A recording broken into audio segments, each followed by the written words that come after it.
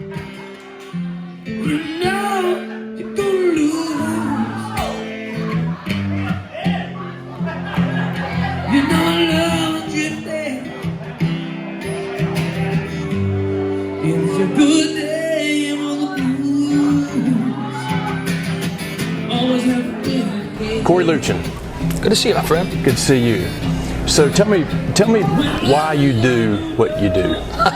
Well, I love it. I mean, that's the biggest part of it. Good day for the blues. And when you're suffering help come. You know, I've always wanted to go play music for a living. Well, I want to play music, and I was hoping I would get lucky enough to do it for a living. Got good enough playing some cover bands, and I got picked up by a couple country bands to go on the road because I played slide guitar and stuff. And on the road, I started singing some. And finally, I just decided, you know, I'm going to start to play the blues. I always loved the blues. I started my own deal.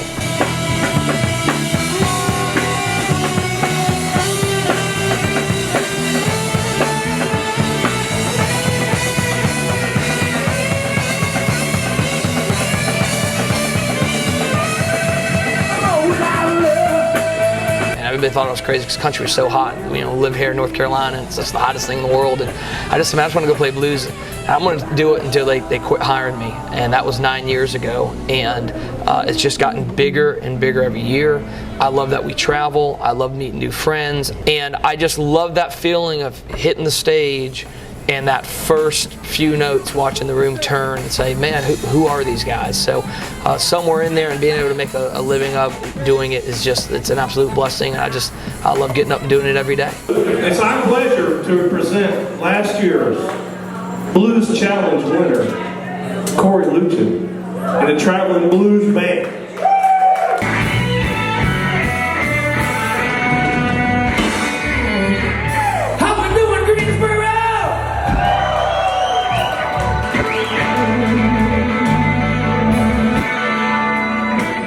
You remember the first thing you ever said to me? I don't.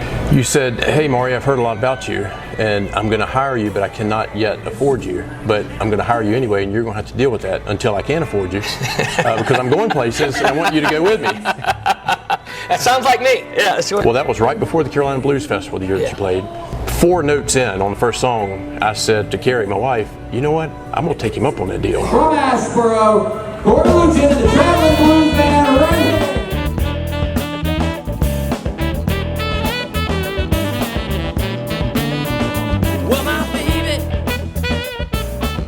One of our great local bands, Cory Leutjen and the Traveling Blues Band. They won the 2017 Blues Challenge. This is exactly how we ended up here.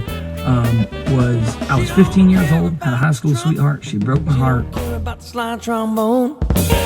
You should see my baby dance when she hit that saxophone. Really, really hoppin', fun, energetic, young band out of Alamance County, North Carolina. Plays all sorts of blues and blues-inspired rock. And my dad thought it was a good idea to bring me out to the Blind Tiger out there in Greensboro, the old location. And I seen the Tim Betts Band and Chris Carroll, who was a huge influence later in my life, and right at that moment. And I just said, I want to do that. When she hears one blow, he sets fire to her soul, that saxophone. So tell me about Jonathan.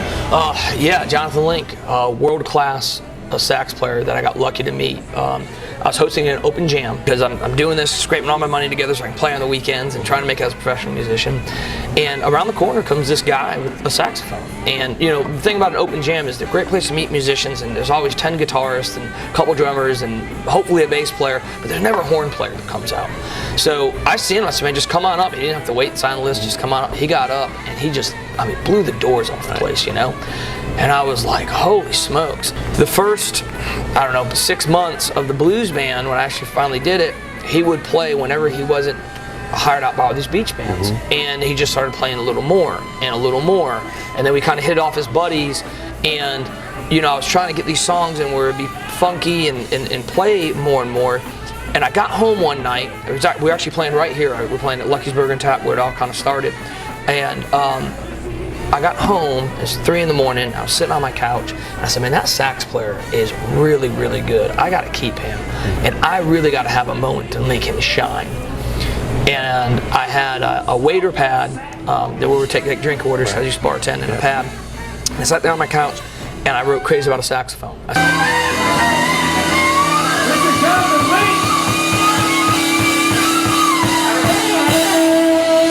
So I want this song to be nothing but the saxophone, you know? Somewhere there was a fork in the road, and he just come to me one day and he said, hey, if we can stay as steady as we are, I would like to just be the full-time sax player. Well, we've gotten nothing but busier since he did that, and you know, It's Crazy About a Saxophone has become a signature song with us. And so I bought this guitar the other day. So like, I have the blue one, you know, has like the single chorus, but this one has humbuckers in it. Okay, so it's a humbucker.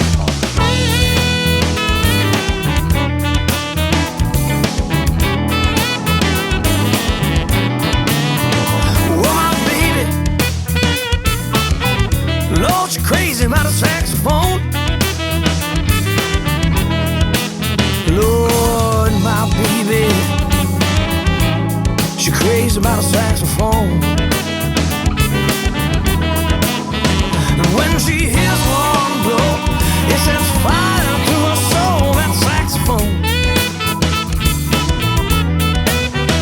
She don't care about that trumpet, she don't care about a slide trombone. You should see my baby dance when she hear that saxophone. Say my baby, Lord, she's crazy about a saxophone. When she hears one blow, it sets fire to her soul, that saxophone. She don't care about those drums, she don't care about that bass. She'll hear that saxophone, Lord, and dance all over the place. Say my baby, Lord's crazy about a saxophone. When she hears one blow, it sets fire to her soul, that saxophone.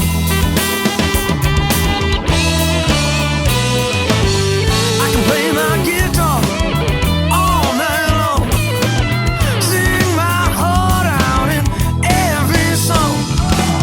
If I wanna get my baby ready to rock and roll, well, I gotta let her hear that saxophone.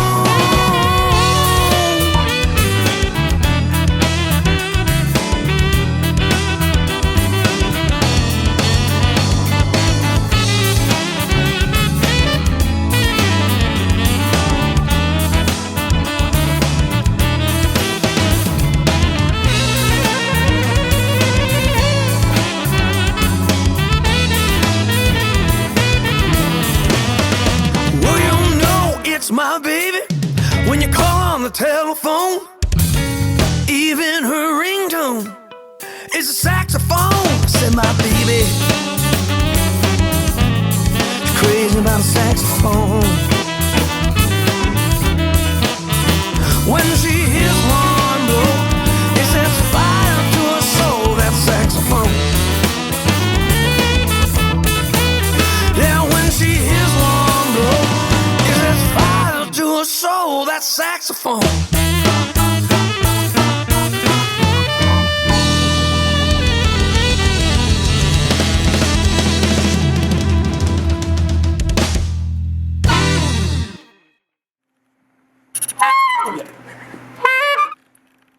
He's really my right-hand man. I mean, he's been here now 9 years, is what's amazing.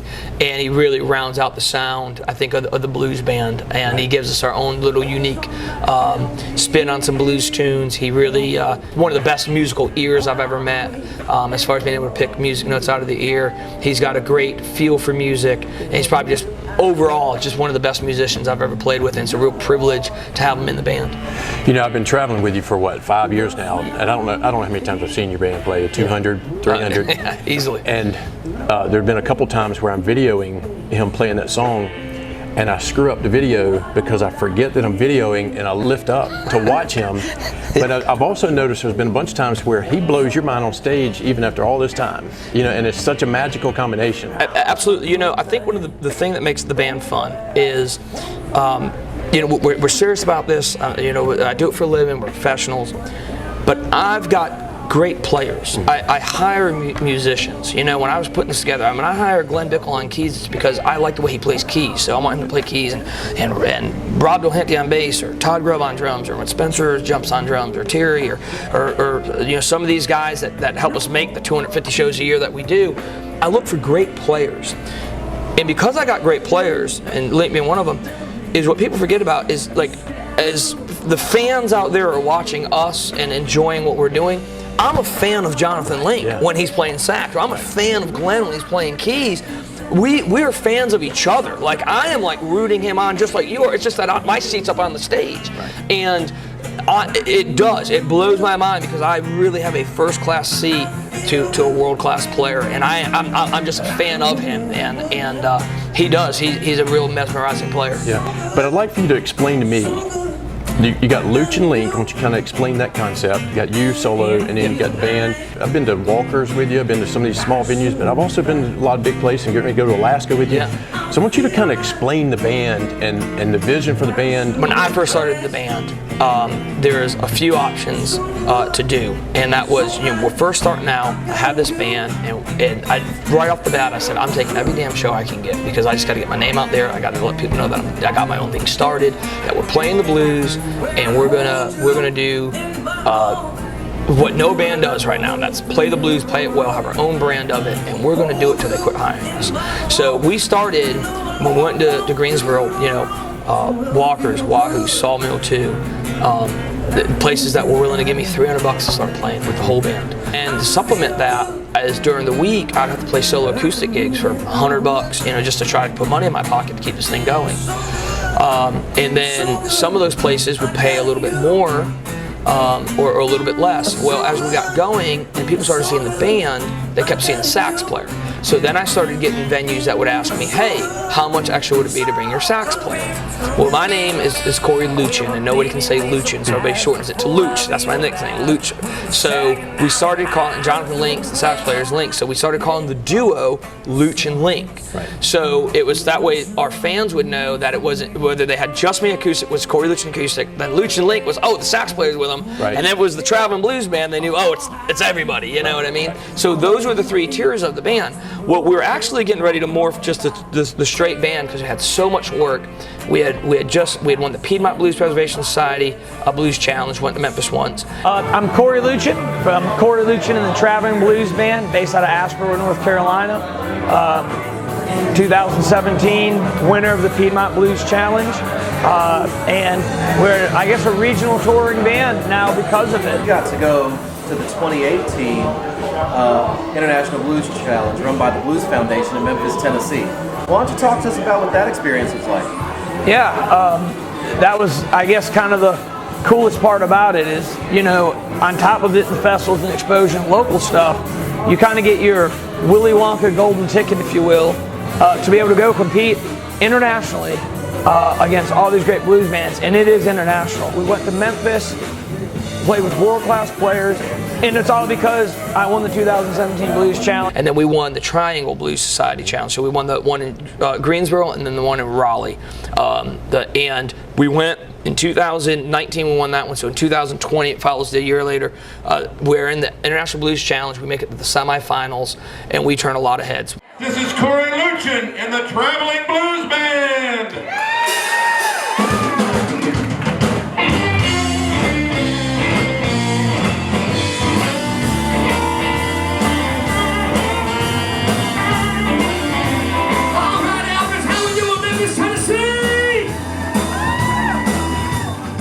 I'm Cory Leutjen, I guess leader of Cory Leutjen and the Traveling Blues Band. We're a regional act that plays all over North Carolina, South Carolina, Virginia, Tennessee, Georgia, Florida, and we play the blues.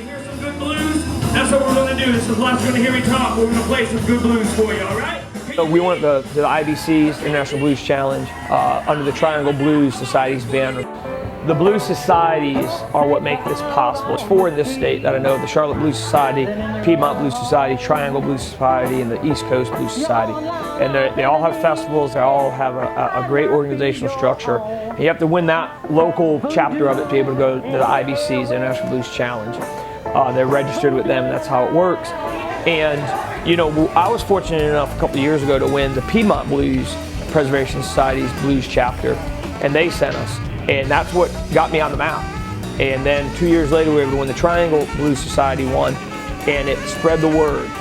The biggest thing is these societies work together. There's no competition or rivalry. They're all in it for the same thing, spreading the word of blues and loving music, of blues music. It's so important to become part of the chapter. Become a member. You get, you know, there's great benefits to it. You get to watch some excellent concerts, and you're helping a part of our heritage and our culture. When I won the Piedmont Blues Preservation Society's one back in 2017, one of the prizes that they did was to play at the Carolina Blues Festival in downtown Greensboro. Well, I met Lakota John there. Lakota John was a solo duo artist that the Piedmont sent this year. We've seen each other in Memphis. You gave each other a big hug. We've been following each other's career. From the Piedmont Blues Preservation Society, give it up for Lakota John.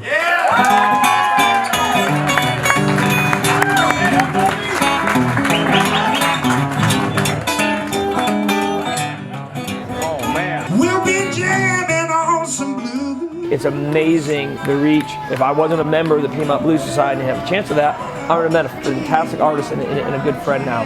Same thing with the Triangle Blues Society. Ruth at Tribal One was their solo duo artist, and she was there, and she's a force to be reckoned with, and it was an excellent chance to meet her. So I strongly encourage anybody, if you just enjoy live music, if blues is just one of the things you like, become a member of this. Become a member of your local chapter. The membership dues are, man, it's a drop in the bucket. It's nothing, but they use these to fund a lot of great programs and help the community. It all gets reinvested, and it helps artists and people coming up like myself. And we just realized, you know, walking down the street in Memphis, people were like, that's that band, you know, and stop and take pictures of somebody. I said, man, we really have something here, you know. So the band was really getting ready to go, and then COVID happens. So everything shuts down. And 6 months goes by, and here in North Carolina, certain things started opening up, like wineries or outdoor venues where you could be 6 foot apart. And they couldn't afford a whole band, but they could afford Luetjen Link and Cory Leutjen. So that business model started back up again, and the ones that we could do an outdoor thing, you know, the band, I was able to keep the band afloat by doing that. So here we are now in 2022, and the business model still works. That, you know, 80% of our shows we do with the band, and those are our festivals, and, you know, we get hired out. We do, you know, 20, 25 major festivals a year now, and we're looking to do more. I would love the band to just do festivals. And then we have Luetjen Link and the acoustic stuff for some of these other venues and smaller clubs. It was a good day.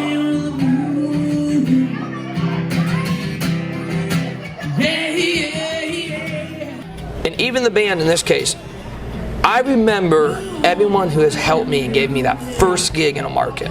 You don't forget it. And I don't forget it.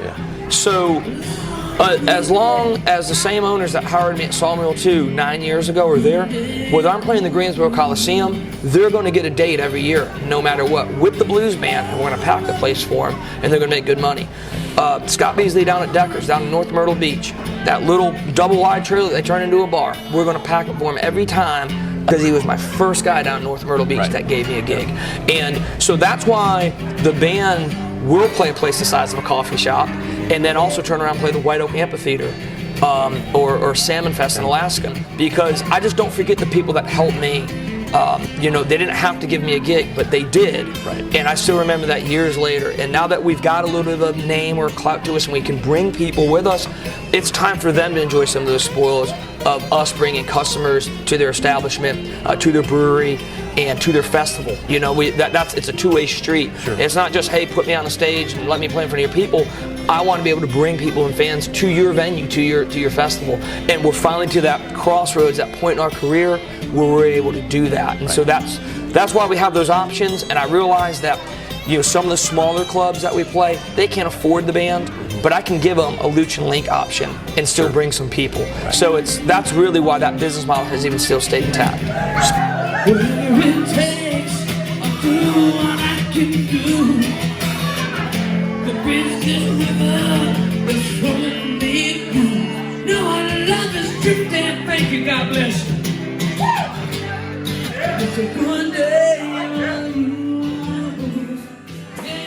Speaking of venues, tell us about the one where we're sitting.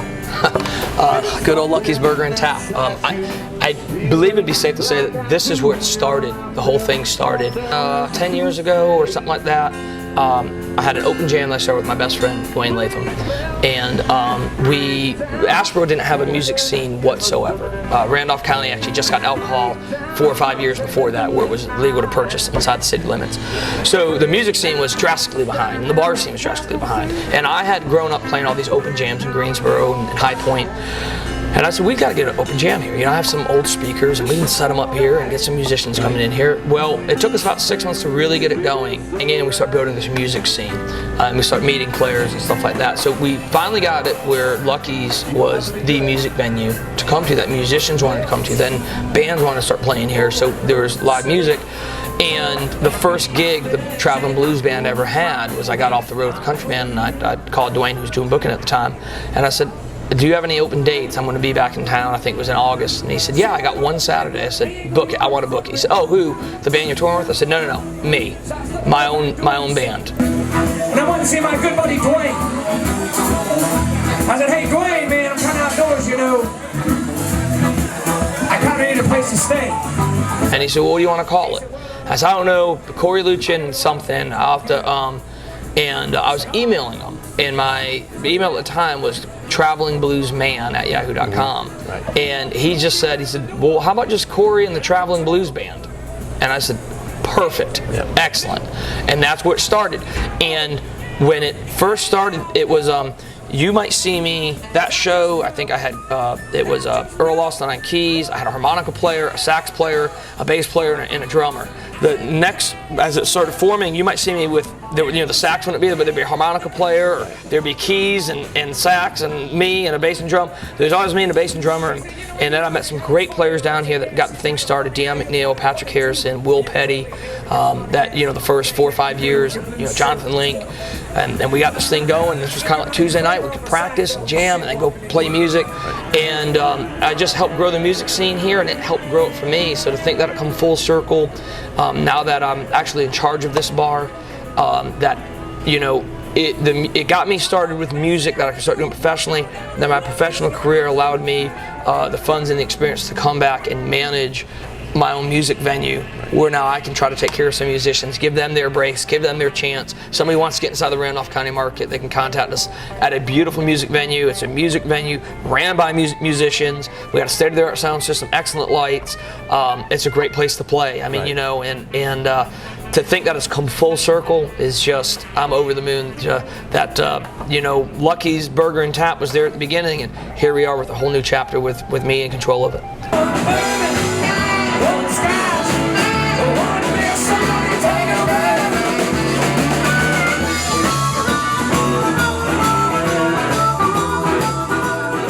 So no matter where your career goes, you'll always play at Lucky's. Yeah, that's safe to say. Yeah, as long as we can keep the doors open, I think we'll definitely have a few dates here. All right, we'll put you on the spot. So how many original songs do you have recorded? Yeah, we're right at about 30, I think is where we're at. Yeah. All right, so we've never had this discussion before, but I've done music videos for you, and I'm a fan of all your songs, but there's some that are just super catchy, and there's one in particular that if I'm doing a video or if I'm doing anything, all I have to do is hear 10 seconds of the song, and I can't get rid of it out of my brain for the rest of the day. On the count of 3, I want you to say the name of the song. I'm gonna say it as well. 1, 2, 3. Catch up on my drinking. Yeah. So I got to thinking, it's time to catch up on my drinking. Well, I think I'll begin with some gin. Yes. Tell us. Okay. That's probably our biggest hit so far. It's doing well in the beach charts. Just got picked up on John Hook's top 40 as well. It's on Eric Bowman's top 20, and Mitch Harb is in the top 20 in there. So the beach music and blues guys, thanks so much, all the DJs that spin our stuff and get us radio play. Yeah, I got to thinking, it's time to catch up on my drinking. Well, I'm piling on this, and it'll hurt like hell when I finally cool. Catch up on my drinking. The line I always say is, I've never been married, but I've been divorced twice. And that's me and Johnny Walker wrote the song, but there's a lot of truth to it. So I was going through a breakup, And I grabbed my acoustic guitar and I had a good stiff pour of Johnny Walker Green, 15 year, and drank it and I started strumming on my guitar. And remember when I was saying that there's songs that write themselves? Yeah. Well, this was one of them. I started doing it and playing it. I don't think I rewrote any lyric in that song. That was how it came out on my phone and did it, and that was it. It was really kind of at the time a heartbreak song. But when we got in the studio and did it, I realized, man, this is a really fun song, actually. You know, so it's kind of like something good came out of something bad, you know? Sure.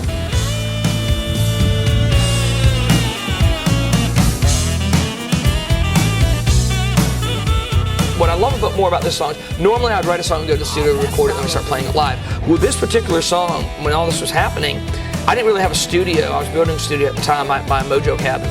And we just started playing it live. All right, roll. Scott.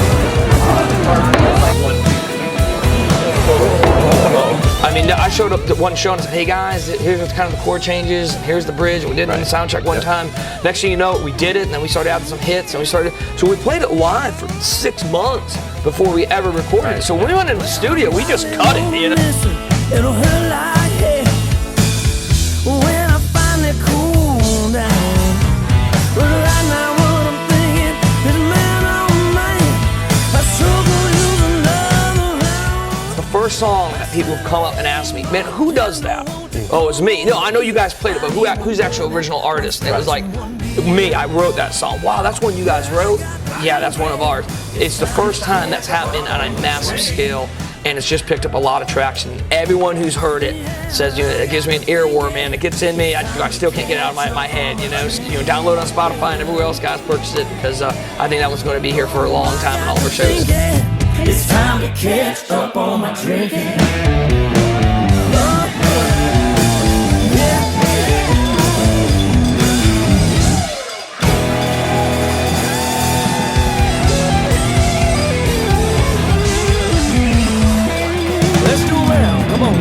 I'm back. Yeah, I'm no musician, but been around music enough to know that there's such thing as a song called a bridge, kind of an element that connects two different elements. From a video standpoint, I think I'd call this the bridge to this documentary. The reason I want to include it, you know, I was at a show last night and Cory plays a song, and after the song he looks at me and says, bet you never even heard that one before, have you? And I hadn't. But I think he saw me, you know, tapping my foot and banging my head, and he said, yeah, that's one we recorded but haven't put out yet. I asked him to play it again, and this time I grabbed my cameras and filmed it because I wanted a copy of it. And so this morning I'm editing this documentary, and it occurred to me this kind of stuff just spills out of me. I sat and interviewed Cory for hours, and we talked about all the different songs that he's put out and when he put them out and the inspirations behind them. And he forgot to mention this one. Well, this song needs to be heard. It's boogie woogie country blues, upbeat rock feeling with a guitar solo in it that's both country and blues.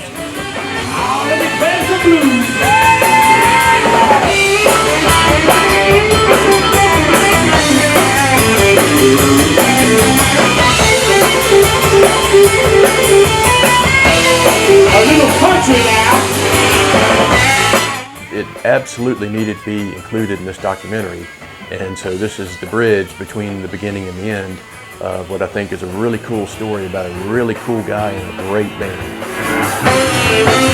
Shot down in the Delta, made its way to Carolina, up along the mountains, where he was sitting on moonshine.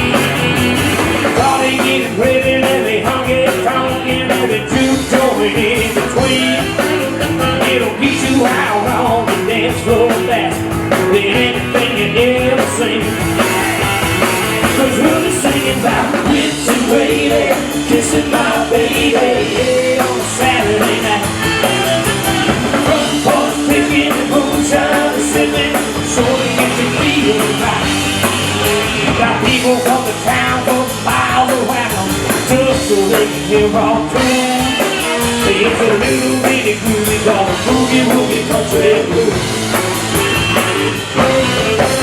B.B. King played it in Memphis. Memphis, heading down to Louisiana. That's the cash and you'll be raising your grass, gonna spread on across the land. Texas and critters, saints and sinners, ain't nobody gonna do you no harm. There's some good old boys that are making noise, they're gonna get down on the phone. We will be singing about grits and gravy, kissing my baby on Saturday night. Well, boys picking and moonshine and singing, so it makes us feel right. And then I'm down on the mile around, just so that you're all cool. It's a little bit groovy, gonna boogie woogie country blues. I'll boogie one time, J Boogie.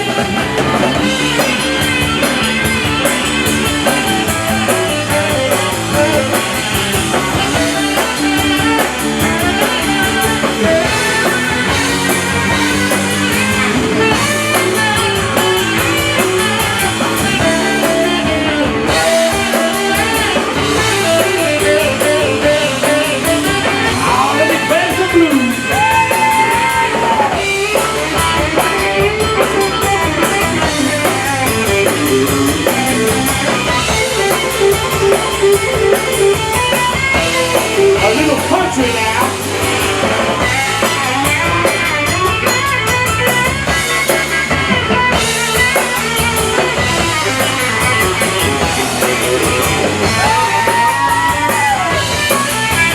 Grits and gravy, kissing my baby, yeah, on Saturday night.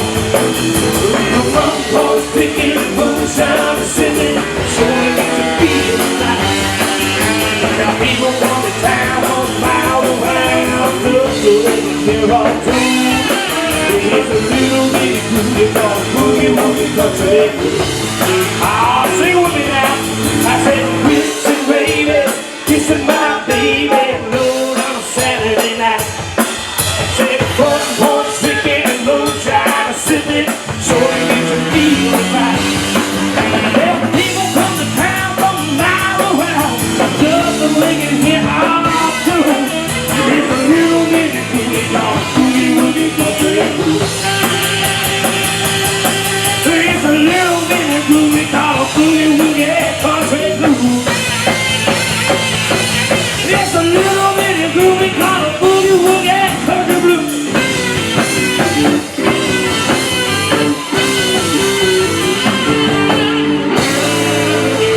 Stop. Tell me about Stop.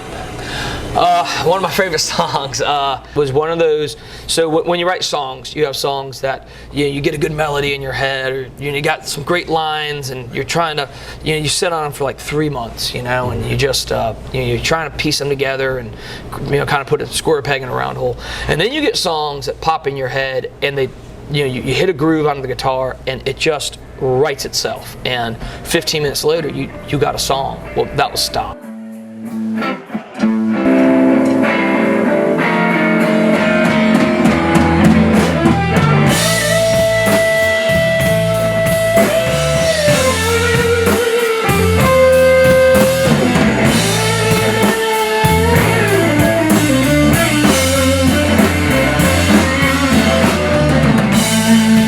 Look like sunshine, felt like rain.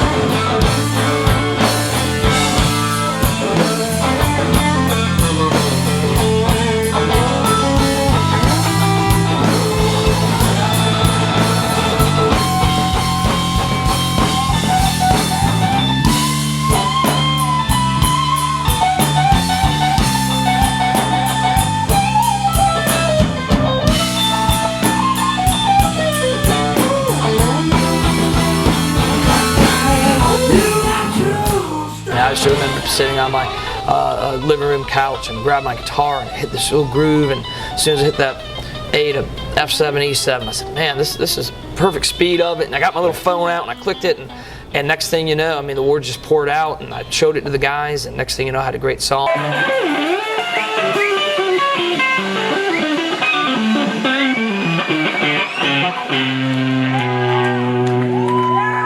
Want to thank 7th Fest and Alaska, you guys having us. So Cory Leutjen, the Traveling Blues Man from Asheville, North Carolina. Thank you guys. Good night and God bless. You've got to stop.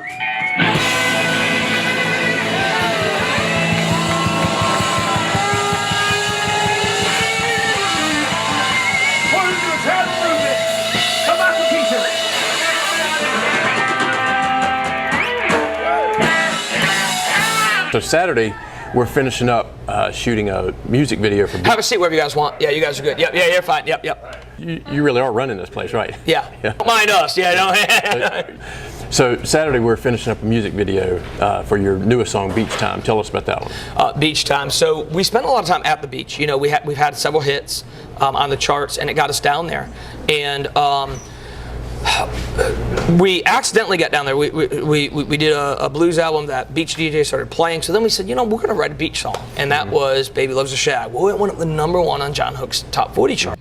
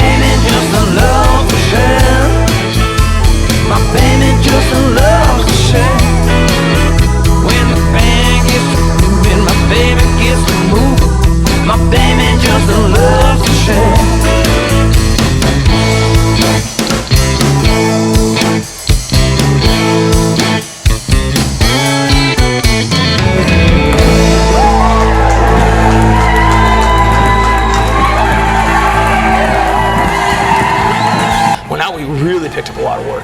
So I said, every year we're writing one straight beach song, because we're not really a beach band. We're a blues band that plays at the beach. And but I do like beach music and the R&B feel of it and all that. And so this was our newest one, and it's beach time. Hey, Cory, we've got customers out here. How about taking care of them?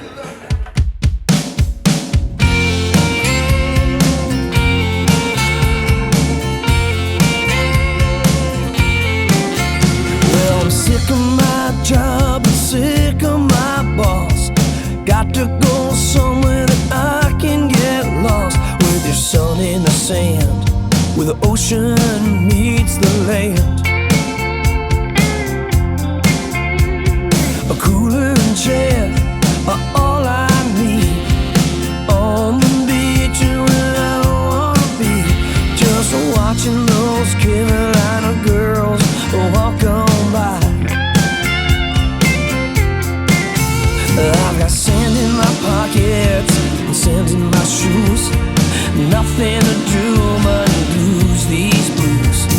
I've got no reason, I've got no rhyme, so hand me a cold one and pass me a lime.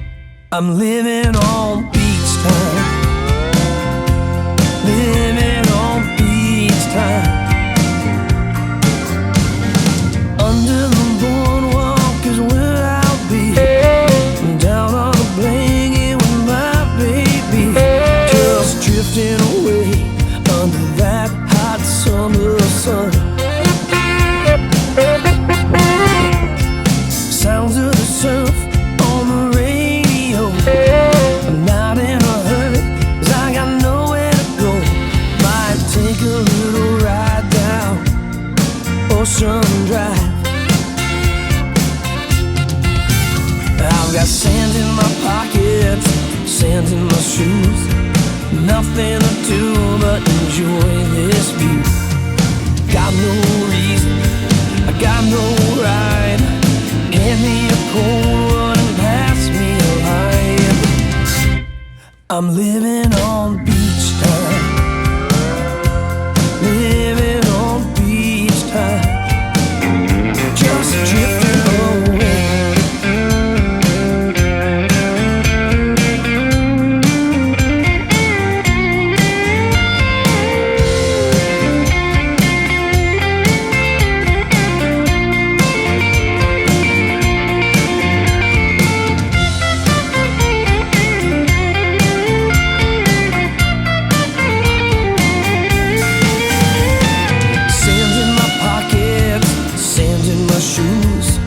Nothing to do but enjoy this view. Got no reason, I got no rhyme. Hand me a cold one and pass me a lime. I'm living on beach time, living on beach time. I'm just drifting away.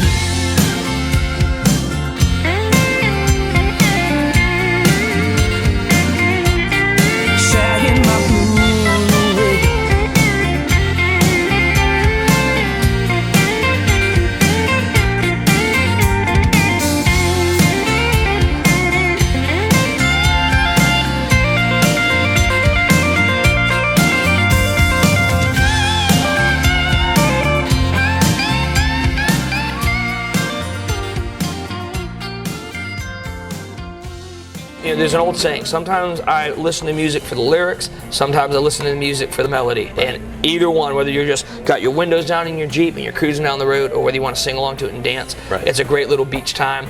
To me, it really puts me at the beach when I listen to that song. And so far, it's everywhere we've played it has been a pretty good response.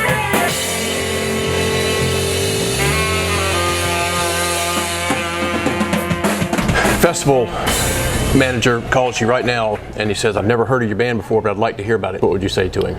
You're going to have a high energy professional blues band that is going to keep the people dancing, that is going to play original material and just enough cover material that we feel is our brand of blues, which is high energy, a lot of dancing, a lot of crowd interaction.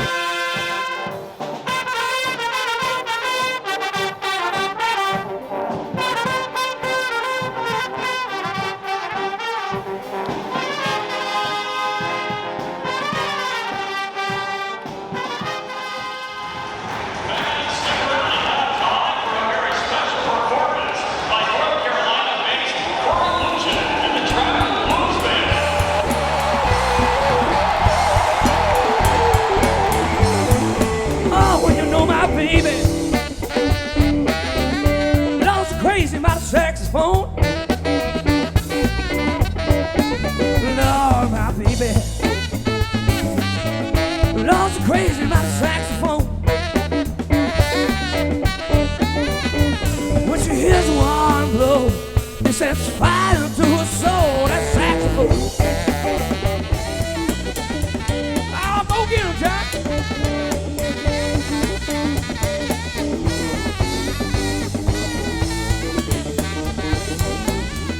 Well, you know it's my baby. Calling on the telephone. Even her ringtone is a saxophone. Said my baby. Don't so crazy about a saxophone. When she hears one blow, she sets fire to her soul. That saxophone.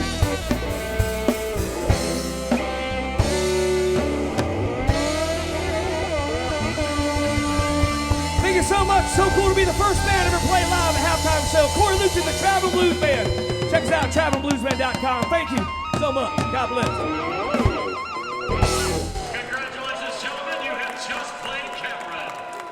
And is definitely going to be at a professional dealing from the time we load in to the time we load out. We're going to be on time.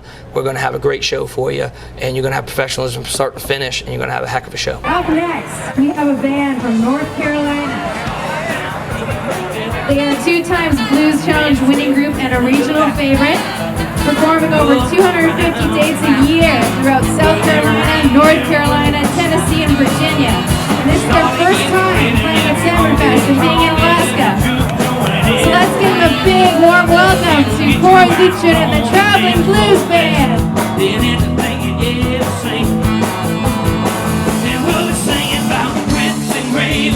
Kissing my baby, yeah, on Saturday night.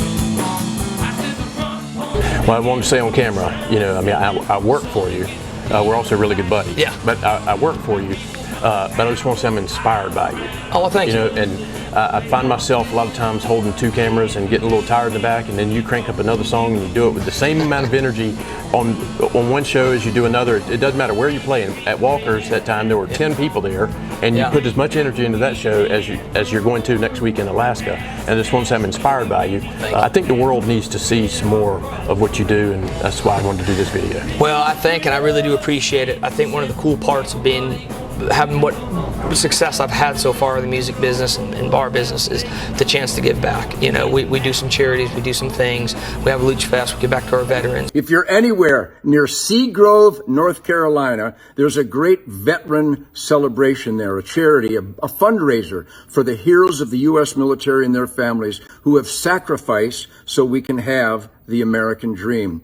Join my blood brothers, Cory Leutjen and Maury Kennedy in Seagrove, North Carolina, and celebrate freedom like you mean it. God bless America. Reeling for Research was a new one venture that we've done. We have raised money for, and we're going to continue to do that. Let's present a check to this guy in the Children's Hospital for $800,000.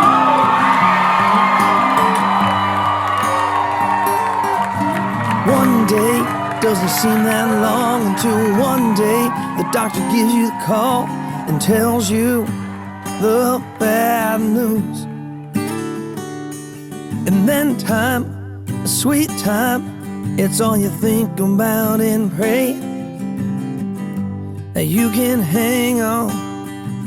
We kicked it off the first year, had 16 votes, raised around 28 grand. That was a monumental moment for Reeling for Research and for me. I knew I had a team of friends and family saying prayers to the man upstairs. Yeah, they had my back for sure. But I couldn't believe when my ship came ashore. I got a bone on a hill and so much years more later, we had probably 30 votes and then raised $70,000. They were casting out doubt and reeling in hope, joining my team. All of their fishing had me wishing, had me in a dream that off the Carolina shore we're gonna land a cure. And then in year 3, we raised $100,000. And year 5 took us past the $1 million mark total raise. Monumental moment, right? One day when I walk out of here and live to be gray and old, this is going to be the greatest fish story ever told. So for 2 years, I haven't been able to breathe. I've had to keep a secret. It's aged me, and I'm too old to be aged any more than I already am. But now we can announce it, that Reelin for Research has raised so much for our children and our families with childhood cancer. The clinic will be called the Reelin for Research Clinic. We're so excited. I've been here 33 years. I've always thought, what will the clinic be named here? I cannot imagine a better name, a better recognition of people who have helped our kids and families than the family of Reelin for Research. Thank you all so much. Listen here. One day when I walk out of here and live to be gray and old, well, this is going to be the greatest fish story ever told. After the check we presented tonight has taken Reelin for Research over $5 million. I'm reeling at home, joining my team. All of the fish that had me wishing, had me to dream that off that Carolina shore we're gonna land a killer. And then you got Dr. Gold, who said, I want to fish the tournament. And I said, all right, you want to fish the tournament? Of course, we found him the best boat, nicest boat. Monumental moment with some of his patients who were on board, cancer survivors that were on board. They fished with him today. Monumental moment. All right, so without further ado, this is it. This is the big announcement. The clinic was called UNC Pediatric Oncology Hematology Department. And I'm so thrilled to share with you tonight that as of right now, it is called the Reelin for Research Pediatric Hematology Department. Congratulations to each and every one of you. Thank you. Thank you guys so much.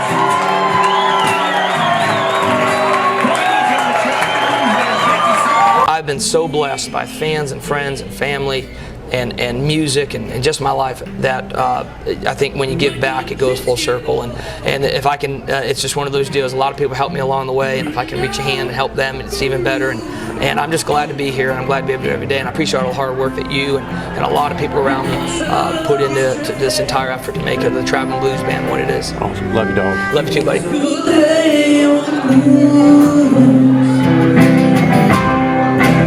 And when you start with your love, you never had a wedding day.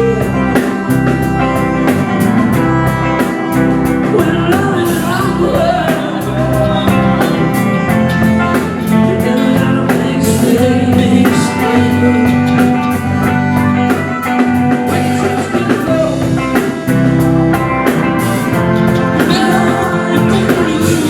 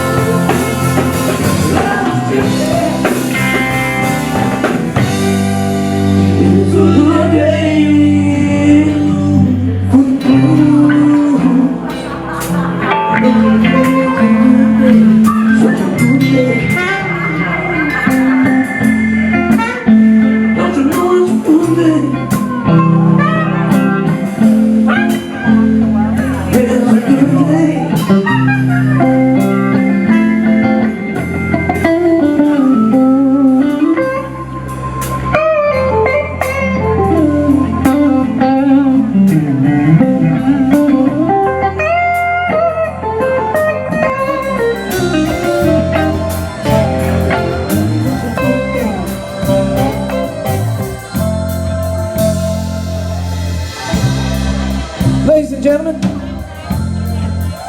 we're Cory Leutjen, the Traveling Blues Band. How you guys doing tonight? Can I get a hell yeah? Thank you very much, brother. Now, this is a very true story, guys. When I was 15 years old, I was in the bar right across the street, Blind Tiger. And that guy in the picture up there, Mr. Chris Carroll, was playing. And if it wasn't for him, I wouldn't be here tonight, guys. That's the God honest truth. I'd never touched a guitar or anything. So this is Mr. Chris Carroll, guys. If you got one in your hand,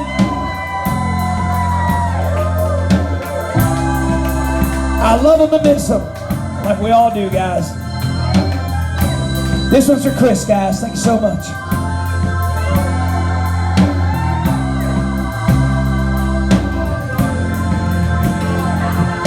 It's a good day.